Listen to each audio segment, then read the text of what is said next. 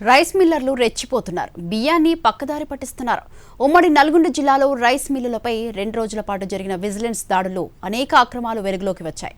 దీంతో బియ్యం కాజేస్తున్న వాళ్ళపై పీడీ యాక్ట్ కింద కేసులు పెట్టేందుకు సిద్ధమవుతున్నారు అధికారులు. ఇక్కడ కేజీ చీరలు కొంటే అర కేజీ చీరలు ఫ్రీ అంట. మంగయ్య షాపింగ్ మాల్, కేజీల్లో సేల్, టన్నుల్లో ఆనందం. నల్లగొండ, సూర్యాపేట జిల్లాల్లో 2 రోజులుగా విజిలెన్స్ అధికారులు దాడులు చేస్తున్నారు.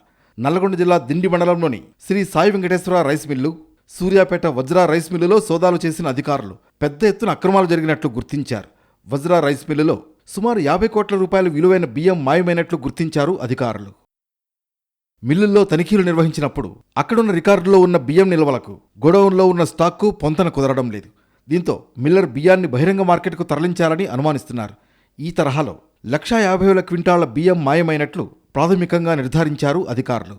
దీనికి సంబంధించిన రిపోర్టును ఉన్నతాధికారులకు అందజేశారు. నల్లగొండ జిల్లా డిండి మండలంలోని శ్రీ సాయి వెంకటేశ్వర రైస్ మిల్లులో 2 రోజుల పాటు విజిలెన్స్ తనిఖీలు కొనసాగాయి. 2 రోజుల పాటు జరిగిన తనిఖీలలో దాదాపు 5,000 క్వింటాళ్ల బియ్యం పక్కదారి పట్టినట్లు గుర్తించారు. అలాగే 2022-23 సీజన్కు సంబంధించి టెండర్ దక్కించుకునేందుకు ప్రభుత్వానికి ₹1,20,00,000 చెల్లించాల్సి ఉంది. అయితే ఇంతవరకు కేవలం 35 లక్షల రూపాయలు మాత్రమే చెల్లించారు. అలాగే గత ఏడాదికి సంబంధించిన కస్టమ్ మిల్డ్ రైస్ సీఎంఆర్లో 4,000 క్వింటాళ్లకు పైగా పక్కదారి పట్టినట్లు గుర్తించారు అధికారులు. ఉమ్మడి నల్లగొండ జిల్లాలోని మరికొన్ని మిల్లుల్లో సీఎంఆర్ ధాన్యం లెక్కల్లో తేడాలున్నట్లు తెలుస్తోంది. 1-2 సీజన్ల సీఎంఆర్ పెండింగ్లో పెట్టడం మిల్లర్లకు అలవాటుగా మారిందనే ఆరోపణలు వినిపిస్తున్నాయి. ప్రభుత్వం పలుమార్లు గడువిచ్చినా బకాయిలు చెల్లించకపోవడం అనుమానాలకు తావిస్తోంది. అలాగే సీజన్ సీఎంఆర్ లక్ష్యాన్ని పూర్తి చేయని మిల్లర్లపై చర్యలు తీసుకోవాల్సిన అధికారులు ఎందుకు నిర్లక్ష్యంగా వ్యవహరిస్తున్నారనే సందేహాలు వ్యక్తమవుతున్నాయి. ఉమ్మడి జిల్లాలో 150 మంది వరకు మిల్లర్లున్నారు. 2022-23 యాసంగి సీజన్కు సంబంధించిన ధాన్యం తీసుకుని ప్రభుత్వానికి సీఎంఆర్ ఇవ్వలేదు.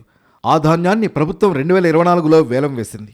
అయితే వేలం దక్కించుకున్న వాళ్లకు మిల్లర్లు బియ్యం అప్పగించలేదు. దీంతో అప్పట్లో మిల్లర్లపై చర్యలకు సిద్ధమైంది ప్రభుత్వం.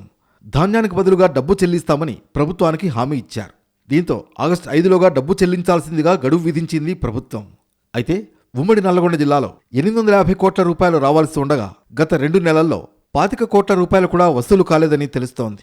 దీంతో గడువులోగా సొమ్ము చెల్లించని వాళ్లపై కఠిన చర్యలు తీసుకోవాలంటూ స్పష్టమైన ఆదేశాలు జారీ చేసింది ప్రభుత్వం.